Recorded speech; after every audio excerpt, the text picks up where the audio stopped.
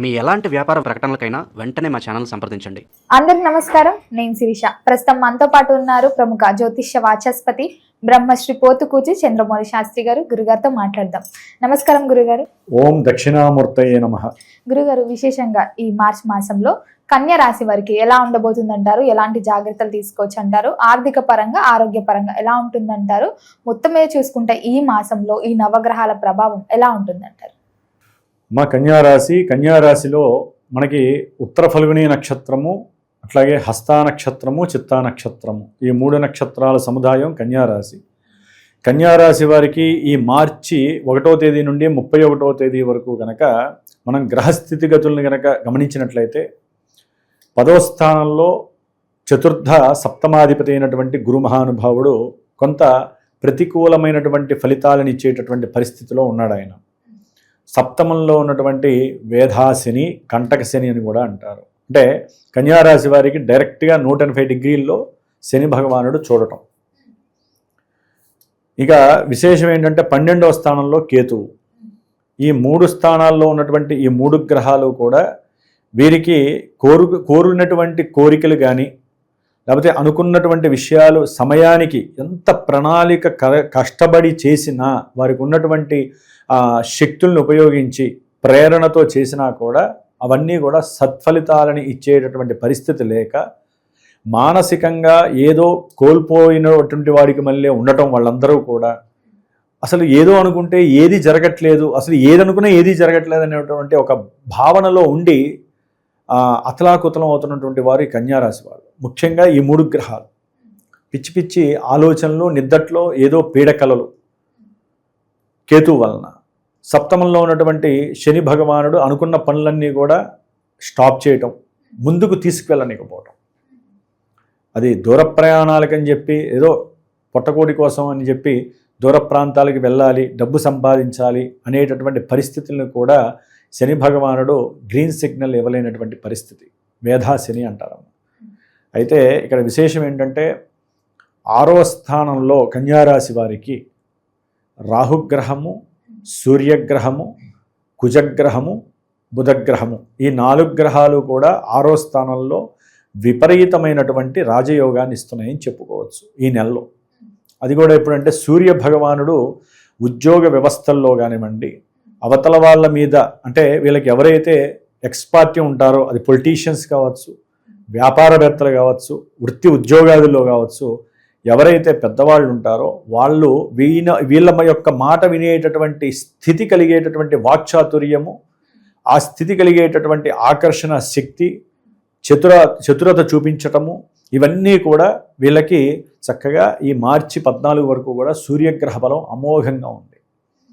అంటే ఉద్యోగం రానటువంటి వాళ్ళకి శక్తి కోల్పోయినట్టుగా, నా సోల్ అంటే నా యొక్క ఆత్మ నిగ్రహ శక్తి కోల్పోయింది అనుకున్న వాళ్ళకి కూడా ఈ నెలలో 14 వరకు కూడా ఉద్యోగ ప్రాప్తి కలగడానికి చాలా అవకాశం ఉంది.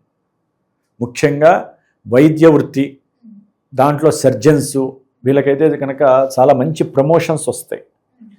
అట్లాగే గవర్నమెంట్ నుంచి మంచి పురస్కారాలు, కీర్తి ప్రతిష్టలు, మంచి మర్యాద, మన్నన, ఇవన్నీ కూడా వాళ్ళకి లభించే అవకాశము ఈ యొక్క కన్యారాశి వారికి చతుర్గ్రహ కూటమి చాలా చాలా అనుకూలమైనటువంటి పరిస్థితుల్ని కలుగజేస్తాం.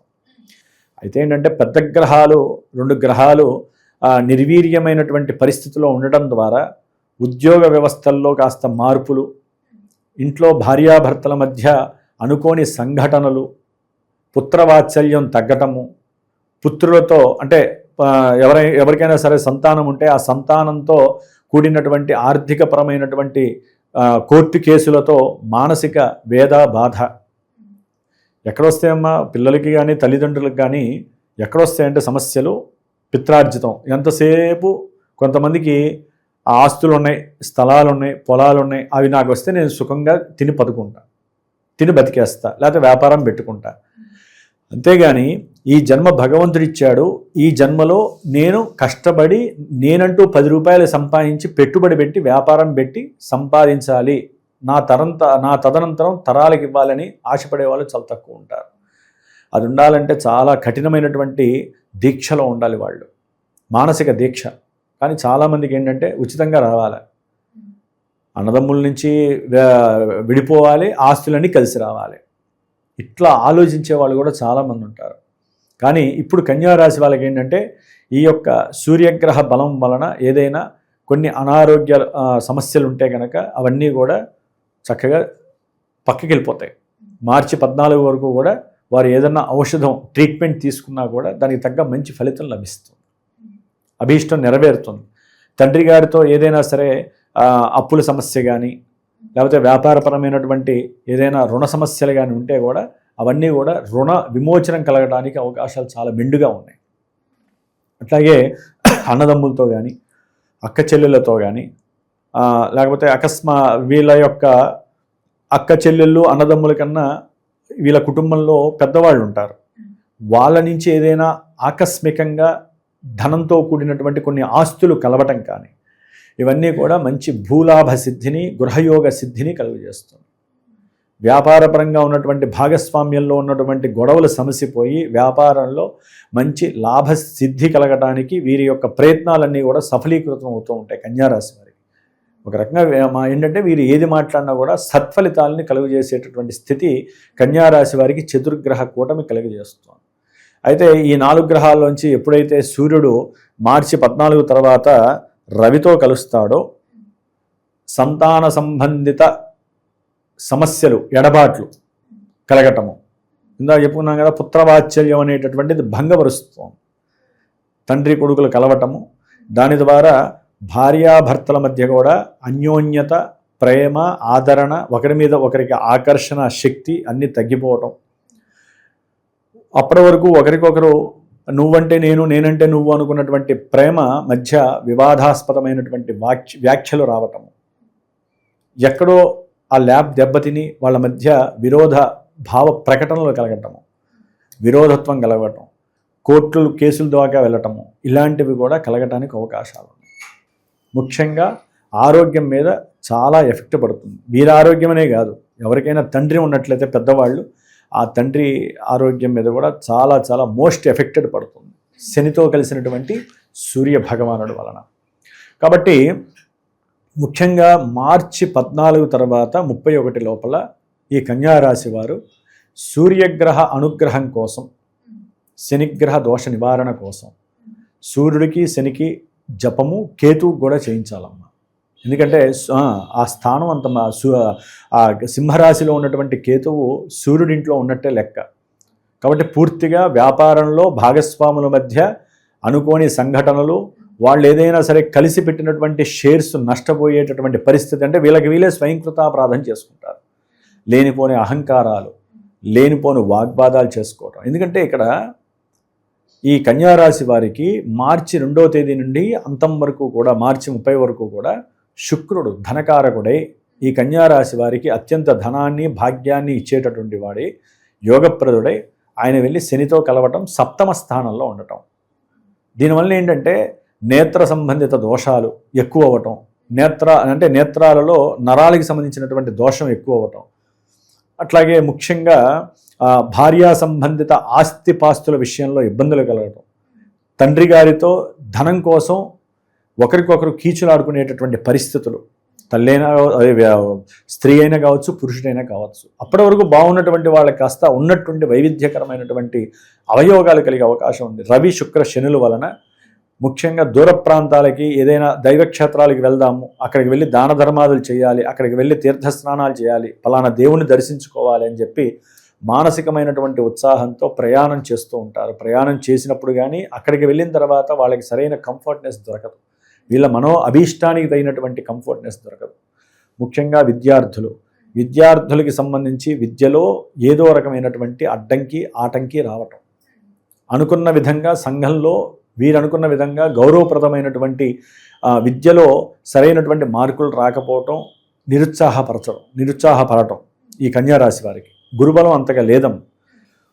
ముఖ్యంగా ఎవరైతే కన్యారాశి వారు ఉన్నారో ఉద్యోగాదులు, వృత్తి పనులు చేసేటువంటి వాళ్ళు, సేవకా పనులు చేసేవాళ్ళు, అంటే ఉద్యోగం కానీ ఏదైనా చేసేవాళ్ళు, వాళ్ళ యొక్క చివరికి బిజినెస్ చేసే వాళ్ళకైనా సరే వృద్ధి కోసం అని చెప్పి మార్పులు చేర్పులు చేసేటటువంటి ప్రయత్నాలు చేయటము, అక్కడ కొంచెం 10 రూపాయలు తగ్గినా సరే కంఫర్ట్నెస్ కోసం వెళ్ళడానికి ప్రయత్నాలు చేయటం. ఈ మార్పులు చేర్పుల వలన కూడా వీళ్ళకేంటంటే మానసికంగా డైజెస్ట్ కాలేరు. నేను ఎందుకు చేస్తున్నాననే ఆలోచన ఎక్కువ ఉంటుంది, కానీ ఏమీ చేయలేదు, జరుగుతూనే ఉంటాయి, గ్రహాలు నడిపిస్తూ ఉంటాయి అన్నమాట. అందుకని 3 గ్రహాలు అంటే 4వ గ్రహం వెళ్ళిపోయి 3 గ్రహాలు అనుకూలిస్తున్నా వ్యాపారంలో కాస్త అనుకూలం, అట్లాగే శత్రు రోగ రుణ విమోచనాలు కలిగినప్పటికీ కూడా వీరికి ఉన్నటువంటి వ్యక్తిత్వ ధోరణి వలన కూడా సంఘంలో వీరు చేసే ఉద్యోగ స్థానంలో ఒక మంచి కీర్తి, వీరిని మెప్పు పొందేటటువంటి మాటలు మాట్లాడటం అవతల వాళ్ళు, అట్లాగే ధైర్య సాహసాలతో వీరు ఏదన్నా స్వయం కృషితో స్వయంకృతంతో ఫలానా ఒక ధ్యేయాన్ని సంకల్పంగా చేసుకొని చేసే ప్రతి పనిలో కూడా వీరికి విజయ సాధన కలుగుతుంది కుజగ్రహం వలన. కాబట్టి ఇక్కడ ఏంటంటే ఏదైనా చర్మ సంబంధిత అనారోగ్య బాధలున్నా కొంతవరకు తొలగిపోయే అవకాశాలు ఉన్నాయి. అట్లాగే కొంతమందికి ఏంటంటే వాక్కు దోషం వలనో బుద్ధి మాంద్య దోషం వలనో భార్యాభర్తల మధ్య అక్కడ గ్రహాలు బాలేదు, ఇక్కడ బుధ కుజ రాహువులు ఏంటంటే వీరి కన్యారాశి వాళ్ళకి ఏంటంటే బుద్ధి తెలివితేటలతోనే జీవితం గలుపుతారు ఎక్కువ. ఎప్పుడైతే వీరి మాటలో తేడా వచ్చినా అది భార్యాభర్తలు కావచ్చు, వ్యాపారపరంగా కావచ్చు, అవతల వ్యక్తులతో ఎవరైనా కావచ్చు, అన్నదమ్ములతో కావచ్చు, వారి చుట్టూ ఉన్నటువంటి వాళ్ళతో, లేదా ఎవరో ఒకళ్ళు పరిచయం అంటే బంధుమిత్రాలతో పరిచయం చేస్తారు, ఫలానా వాళ్ళు మా వాళ్ళని, వాళ్ళతో వ్యంగ్యంగా మాట్లాడటమో లేకపోతే వాళ్ళతో అవసరం లేని విషయాలు మాట్లాడేసి వాళ్ళ నుంచి కూడా అపనిందలు అనుమానాలు పడే పరిస్థితులు కూడా ఎదురవుతాయి. దాంతో వ్యక్తిత్వంగా డీలా పడిపోయే అవకాశాలు కలుగుతాయి. కాబట్టి ఏదేమైనప్పటికీ అమ్మ, వీరు ఉద్యోగ వ్యవస్థలో కానీ విద్యారంగంలో కానీ అభ్యసించేటటువంటి విద్యార్థులు కానీ ముఖ్యంగా హనుమంతుడికి సంబంధించినటువంటి అర్చనలు చేసుకోవటం చాలా విశేషం. ముఖ్యంగా భార్యాభర్తలైతే కనుక వెళ్ళి ఇష్టం ఉన్నా లేకపోయినా సరే వెళ్ళి హనుమంతుడికి సహస్రనామార్చన ప్రతి శనివారము చేయించుకోవటం విశేషం. శుక్రవారం పూట ఇంట్లో రాజరాజేశ్వరి అమ్మవారికి వీరి యొక్క అన్యోన్య దాంపత్యత కోసము, లేకపోతే ఉద్యోగ ప్రయత్నాలు కానీ వ్యాపారంలో ధన నష్టాలు కలగకుండా ఉండటానికి ఏదైనా ఒక పులిహోర లాంటిది నైవేద్యం పెట్టడం రాహుకాల సమయంలో. ఆ సమయంలోనే రాజరాజేశ్వరి దండకాన్ని, రాజరాజేశ్వరి అమ్మవారి అష్టోత్తరాన్ని చక్కగా చేసుకొని ఆ బొట్టు పెట్టుకుంటే సౌభాగ్య యోగం కలుగుతుంది, వాహన ప్రమాదాల నుంచి తప్పించుకునే పరిస్థితి, అపారమైనటువంటి ధన నష్టం పోకుండా, పుత్ర సంతాన నష్టం కలగకుండా, అంటే సంతానపరమైన నష్టాలు ఏవీ జరగకుండా ఉండటానికి అమ్మవారి అనుగ్రహం వీరికి సంపూర్ణంగా కలగాలి. వీలుంటే వీరు రోజు ఇంట్లో సుందరాకాండ పారాయణ వింటే అనుకోని శుభ సంఘటనలు కూడా వీరికి జరుగుతాయి. ఇంట్లో సుందరాకాండ పెట్టడం, వీళ్ళ పనులు చేసుకోవటం. ఆ వైబ్రేషన్స్ వల్ల ఏంటంటే కోపంగా వచ్చినటువంటి వాళ్ళు ఎవరైనా ఇంట్లో ఘోషలతో వచ్చిన వాళ్ళు చల్లబడిపోతారు. ఎందుకంటే హనుమంతుల వారు వారిని రక్షగా కాపాడుతూ ఉంటారు సుందరాకాండ పెడితే. కాబట్టి తప్పకుండా ఇంట్లో భార్యాభర్తల మధ్య సమస్య వచ్చినప్పుడు మనకున్నటువంటి సనాతన ధర్మంలో ఎన్నో స్తోత్రాలు, ఎన్నో మంత్రాలు ఉన్నాయి. సరే, లౌకికంగా అయితే కనుక సమస్య ఎక్కడ ప్రారంభమైందో ఒకసారి గుర్తు తెచ్చుకొని ఇద్దరు కూర్చొని మాట్లాడుకోవాలి. 3వ వ్యక్తి దగ్గరికి వెళ్ళకూడదు భార్యాభర్తలు. ఎందుకంటే ఇక్కడ సప్తమ స్థానంలో 3 గ్రహాలు ఒకదానికి పడవు. కాబట్టి సమస్యలు ఘోరంగా ఉండే అవకాశాలు ఉంటాయి. కాబట్టి కొంచెం ఇద్దరి మధ్యలో ఆల్రెడీ వాయువు అనేటటువంటి ఒక పంచభూతం ఉంటుంది. పంచభూతాల్లో ఒక భూతం ఉంటుంది. ఆ వాయువుతో పాటుగా ఇంకో భూతం వస్తారు, అసలైన లౌకిక భూతాలు వస్తాయి. అందుకని ఇద్దరి మధ్యలో, భార్యాభర్తల మధ్యలో లౌకిక భూతాలు రావద్దు. పంచభూతాలు మంచే చేస్తాయి. కాబట్టి ఆ భూతం వచ్చినా కూడా మాట్లాడుకోవడం ద్వారా ఇరువురు కూడా అన్యోన్యంగా ముందుకు వెళ్ళాలంటే దైవ అనుగ్రహం గొప్పగా ఉంటుంది. కాబట్టి భార్యాభర్తల మధ్య వచ్చే సత్సంబంధాల లోపం వలన 2 కుటుంబాలే చీలిపోయే అవకాశం ఉంది. కాబట్టి ఇద్దరు కలిస్తే కుటుంబాలు కలిసి ఉంటాయి. కాబట్టి ఆనందంగా ఉండటానికి ప్రయత్నం చేయాలి. ఏదేమైనప్పటికీ కూడా 14 తర్వాత వ్యాపార వ్యవస్థలో జాగ్రత్తగా ఉండండి, భార్యాభర్తలు జాగ్రత్తగా ఉండండి. అనుకూలమైనటువంటి సంఘటనలు మిమ్మల్ని కొంతవరకు గట్టెక్కిస్తాయి. రుణబాధలు, శత్రుబాధలు, రోగ బాధలు కొంతవరకు మిమ్మల్ని రక్షింపబడతాయని చెప్పి కన్యారాశి వారికి సూచన. గురుగారు, మొత్తం మీద ఈ మాసంలో కన్యారాశి వారికి ఎలా ఉండి ఎలాంటి జాగ్రత్తలు తీసుకోవాలో తెలియజేసినందుకు ధన్యవాదాలు. శుభమస్తు. శ్రీమాత్రే నమః.